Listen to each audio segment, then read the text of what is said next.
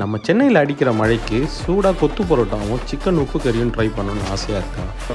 நம்ம கடையில் கொத்து பரோட்டா செம்மையாக இருக்கும். கண்டிப்பாக ட்ரை பண்ணி பாருங்கள். அண்ட் எஸ், என்னதான் இவங்ககிட்ட மற்ற சைட் டிஷ்ஷும் அண்ட் எல்லா டிஃபன் ஐட்டம்ஸும் இருந்தாலும் இந்த கொத்து பரோட்டாவும் சிக்கன் உப்பு கறியும் வேறு லெவலு. கண்டிப்பாக போனால் இங்கே ட்ரை பண்ணி பாருங்கள். அண்ட் கொத்து பரோட்டாவில் ஆஃப் பாயில் எக் ஆட் பண்ண சொல்லுங்கள், ஏன்னா அதை ஆட் பண்ணும்போது இன்னும் தரமாக இருந்தது.